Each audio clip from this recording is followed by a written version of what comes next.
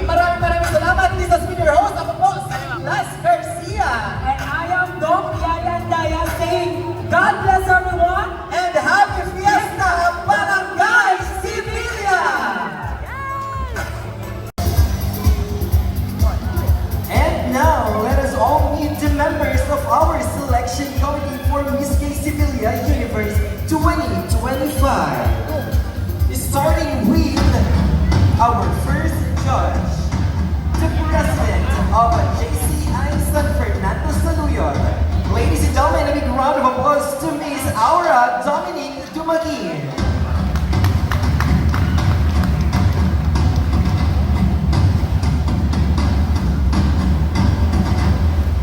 Our second judge is Development Management Officer 3 of the Gender and Development Office of the City Government of San Fernando, La Union. Let's give a hand to Dr. Lizelle Likaykay Likayan.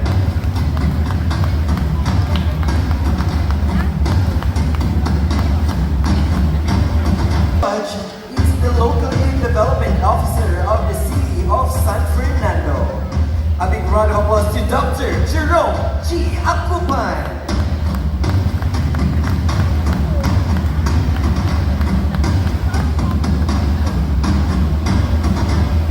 Our fourth judge is the Reina de Bulalayaw 2024. A big round of applause to Miss Carla Barden.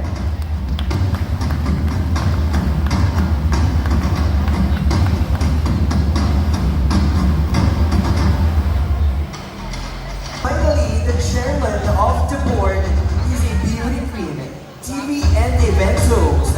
Ladies and gentlemen, palakpakan po natin Dr. Angelica Maranan Maglano.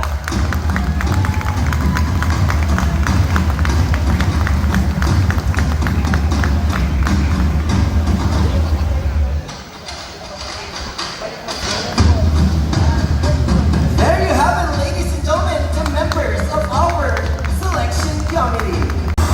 Tonight, we celebrate more than pageant. We honor identity, talent, and unbreakable pride of the LGBTQ. The lights are bright, the stage is set, and the fiercest, most welcome contenders from across the province are gathered for one another. Expect glitz, glamour, and greatness as each queen brings her story to life through fashion, talent, and heart. The energy is rising. The Universe 2025.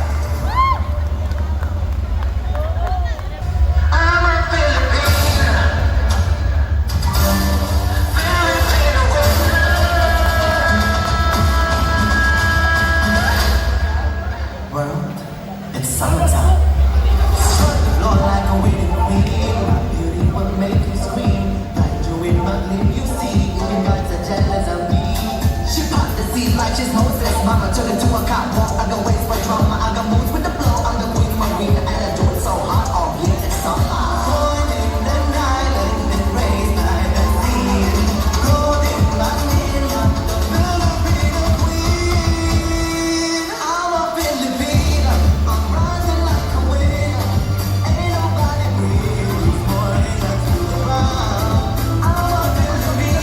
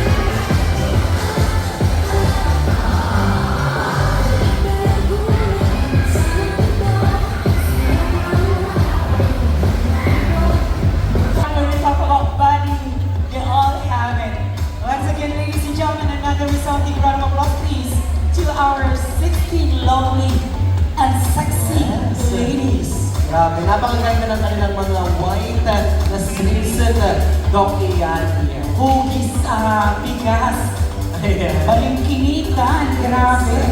This is actually the magic portion of the competition. Yung mga Dragon Ball biglang nawala. Yes, saan kaya nakatago? Oo, tinago nila ang 7 Dragon Ball. Anyway, ladies, good luck. This time we're gonna have Our casual interview. yes. Beginning with candidate number 1.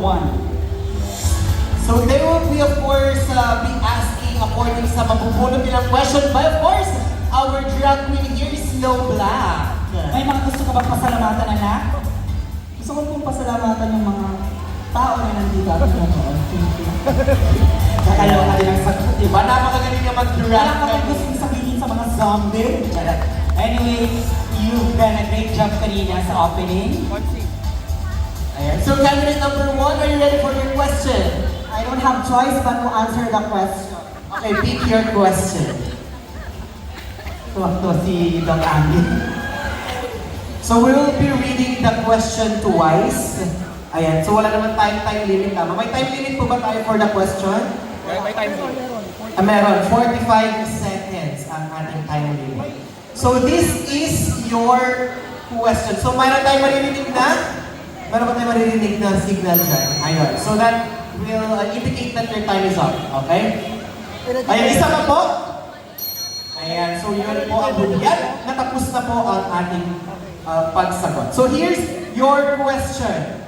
How should the country deal with rising cases of cyberbullying and online harassment? Ulitin ko, how should be the country deal with rising cases of cyberbullying and online harassment?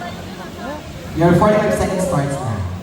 The very first thing is what we call awareness. In order for help to change and to booster this harassment and online cyberbullying is to be aware.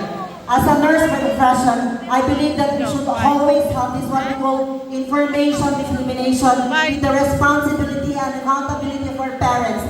If our parents would be able to oblige to understand that the importance of the social media would have a great effect on cyberbullying and harassment, and if we would be able to educate each and everyone to follow the specific and legit pages in the Facebook or any part of the social media, we will be able to eradicate online harassment and cyberbullying. Thank you.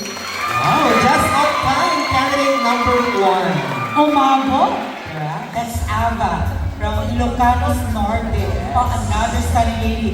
Napakatapos ka. And actually, you were with me last night, right? In San Gabriel. You passed on the ground. Okay. Diyos ko, di ba? Ay, kasama ko ulit siya. Napakatangkad. Fresh. Grabe. Pwede tayo magpantay ng basketball team. Okay, here's the question. You listen.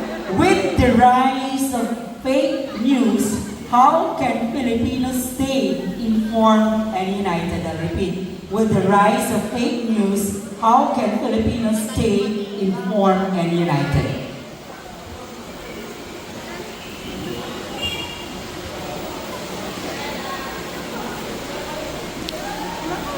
I believe, ladies and gentlemen, that fake news is rampant nowadays, most especially when it comes to the election, I believe last month. For me, I believe, ladies and gentlemen, that how can Filipinos stay informed and united by simply knowing all the truth. Because I believe, ladies and gentlemen, that truth can uplift each and every one of us.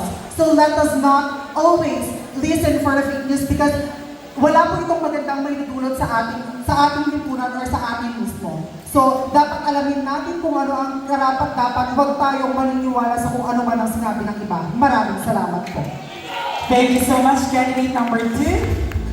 Alright, so mainit na mainit. Number 3, please. Number 3! Woo!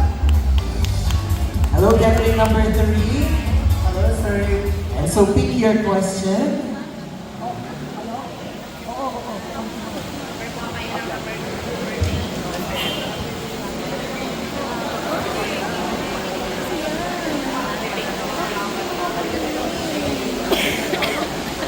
Yeah, so here's your question. Have you ever hidden part of yourself to be accepted? Again, have you ever hidden part of yourself to be accepted? Thank you.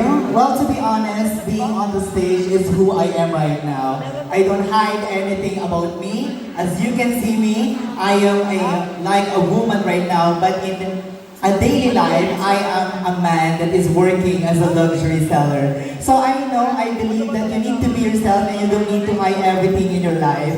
Because the tests of our life are to make and not to break us. And show will be demolished of a business, but it can build up character. Thank you.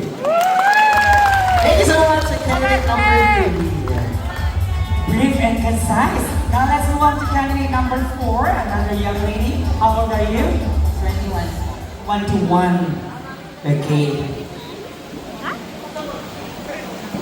Ayan, at ang nabunot mo ay isang washing machine na may dryer at rice cooker. Okay, here's the question, listen well. What should be done to improve the rights and welfare of farmers and fisher folks? What should be done to improve the rights and welfare of farmers and fisher folks?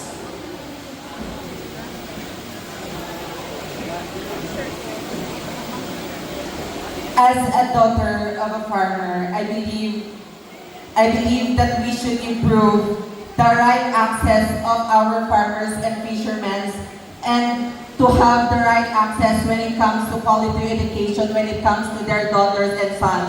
Because I believe if their sons and daughters will have a right access to quality education, they can have a better future for their life. Thank you.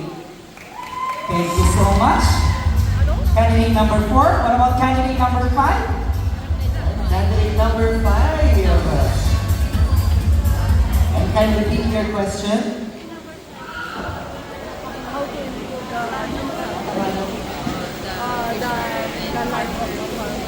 So here's your question. What's your opinion on the mandatory ROTC for students? Is it necessary or outdated? Again, what's your opinion on the mandatory ROTC for students? Is it necessary or outdated? Okay. Para sa akin po, ang opinion ko dito sa ROTC, kung mandatory po ba ito sa mga estudyante or hindi. Para sa akin po, hindi po ito mandatory. Dahil as a student, kailangan din matuto ng mga kagaya ng estudyante kung saan sila nabibilang. At kung ano yung talagang nakahandle ng mga sarili nila, kung bagay ba sila dito or hindi. Yun lamang po at maraming salamat. Thank you so much. Thank you so much, candidate number 5. Let's move on to candidate number 6.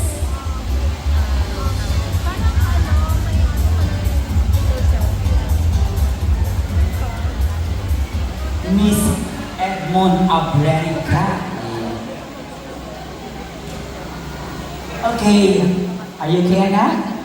Okay, you listen well. Ito yung ating tanong.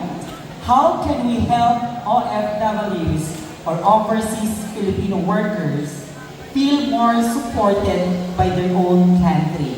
How can we help OFWs, overseas Filipino workers, feel more supported by their own country? When it comes to OFW, napakahirap po sa isang tao na mag-ibang bansa na kung saan iwan nila ang kanilang mga pamilya. Na kung saan naniniwala po ako mga kaibigan, paano po natin sila susuportahan by simply loving them unconditionally. Why should I say so?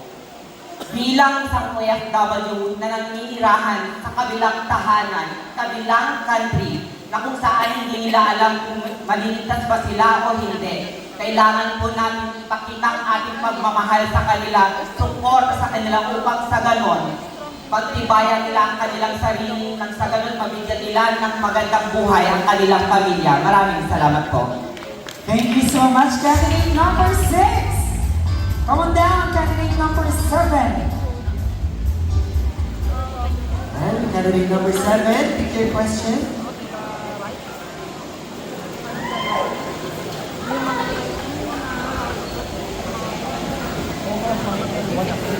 Okay, so here's your question. Does social media help or harm identity discovery? Again, does social media help or harm identity discovery? Okay, we all know, ladies and gentlemen, that social media is the one thing that we need to use right now, at this moment. And we all know, ladies and gentlemen, it's really helpful for us to be able to know some newses, for us to be able to educate. We need to be able to use this social media for us to be able to help, to promote something, and it is something for us to be able to use to call our family from other countries. And it's really helpful for us, but we need to abuse it. Thank you so much. Thank you so much, candidate number 7. Straight to the point. What about our next candidate? Candidate number 8. You pick one strip of paper inside the bowl, and let me just read the content of this one. Okay, so medyo mahaba-haba. So tulungan mo na rin akong magbasa. What role can local leaders play in solving climate? Okay, sorry. What role can local leaders play in solving climate-related issues like flooding and water shortage? I'll repeat. What role can local leaders play in solving climate-related issues like flooding and water shortage? I believe the role that local leaders can play to solving climate-related issues, it is the role of loving our Mother Nature. Ladies and gentlemen, let's act now, love our Mother Nature. Because look at our surroundings. It's flooding, it's the water level in the sea is coming up. So we need our role model, the leaders that have love to our Mother Nature. Because always remember, if our Mother Nature doesn't exist, we cannot do. So always look for a leader who can love our Mother Earth, who can rule as a leader. Thank you. Thank you so much, candidate number 8. Mother. Next, candidate number 9, please. Yes. Hello, candidate number 9. Please pick your question.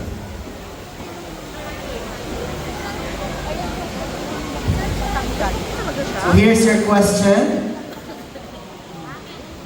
What is your view on the rising cost of living and how can ordinary Filipino cope?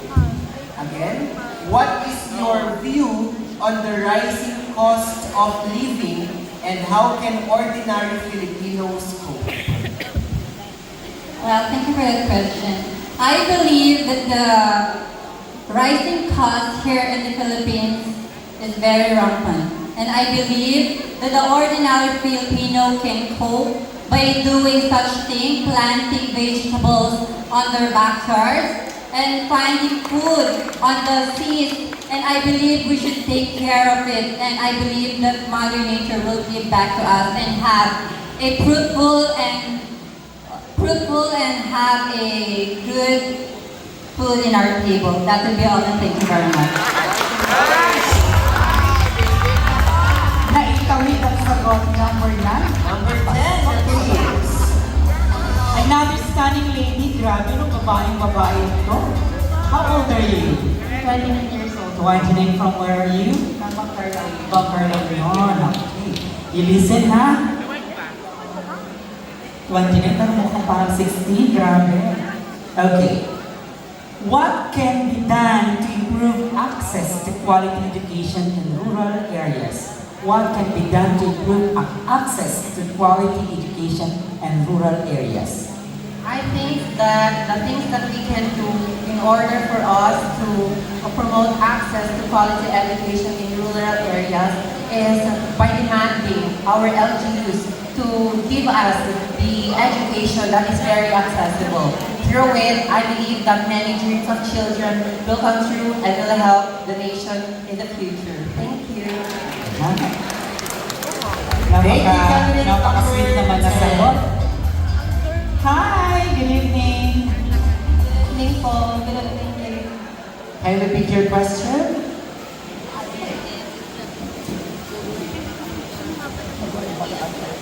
Okay, here's your question. What is your stand on divorce legalization in the Philippines? Again, what's your stand on divorce legalization in the Philippines? Ladies and gentlemen, as a political science student, it is very evident or it's very important for us to ask the free will or the choices of each and every one of us. But for me, I believe I am in favor in divorce in our country because how these two people can live together if they are fighting, if they're not loving each other. Ladies and gentlemen, if the couple does not love each other, if the couple hurt each other, then let them separate and find peace in their own. Thank you so much. Thank you. Next candidate. Candidate number 12. Candidate 1. Hi, good evening everyone.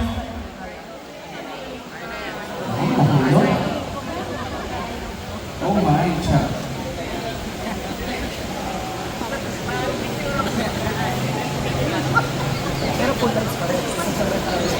What is your stand on the role of influencers in shaping public opinion today? What is your stand on the role of influencers in shaping public opinion today?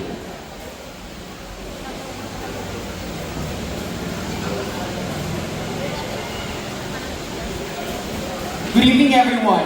There are a lot of public influencers right now in the country. Some are vloggers of their families, some are beauty influencers.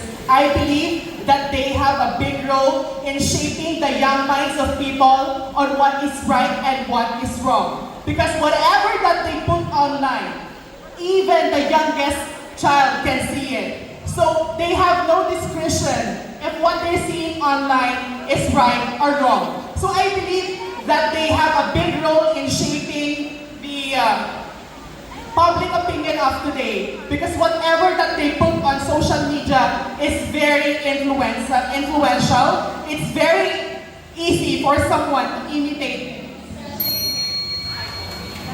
Thank you so much.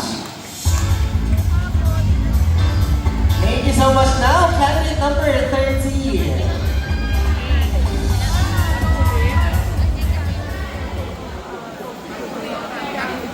So here's your question.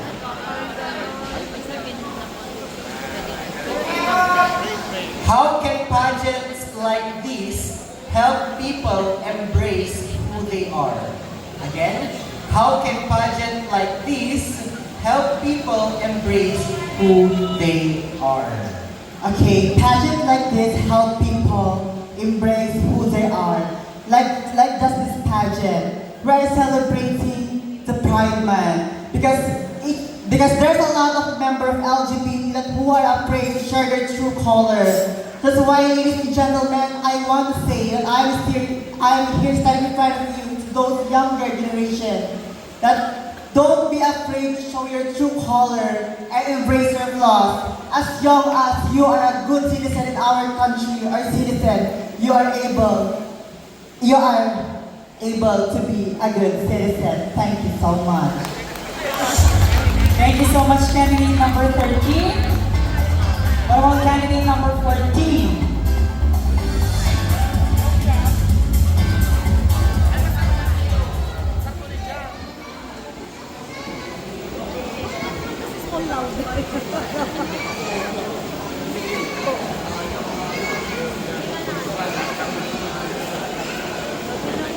What would you say to someone unsure of their gender or sexuality? What would you say to someone unsure of their gender or sexuality?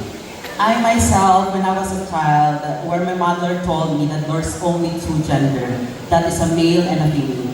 But growing aside, I can say that with my mother, with bravery and courage, and that way, I can tell to her that I am who I am today. Sa pamamagitan ko ng katapangan na ipinakita ko sa aking magulang, na ipinakita kung sino ang tunay na kulay na ako, naniniwala ko na ito ay nagbunga ng isang kandidatang may buong tapang lumaban sa pagsubok ng buhay.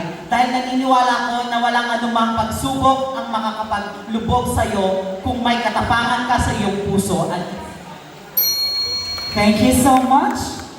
Candidate number 14. This time we're gonna have candidate number 15. Take your question.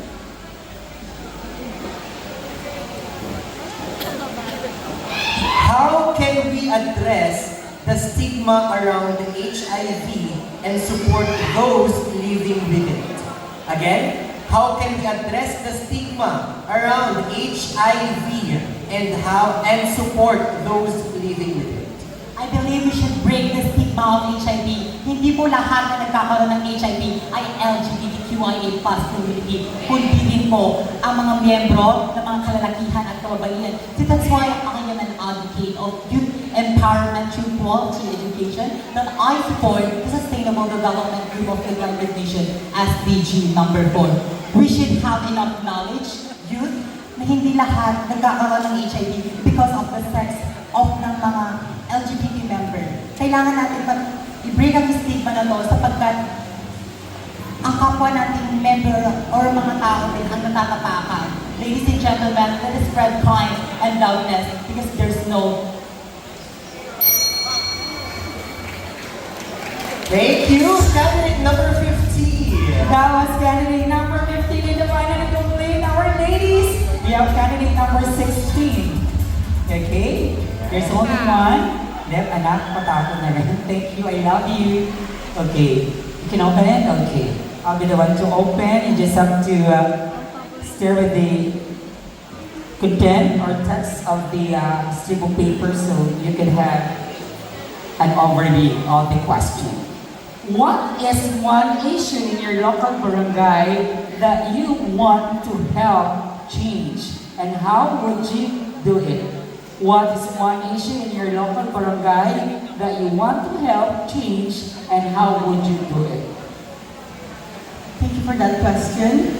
There's a lot of conflicts and issues that we are facing here in our society, especially when it comes to my barangay, specifically teenage pregnancy. And I truly believe that it is because of lack of opportunities, lack of education, and lack of good governance. I truly believe, ladies and gentlemen, by simply having a program that promotes the same-sex education can really benefit my barangay. Thank you. There you have it, ladies and gentlemen. That concludes po ang ating casual interview portion of Miss Easy Universe 2025. And I am pretty much sure that our judges can really comprehend much of the answers because they are able, so to speak. Grabe.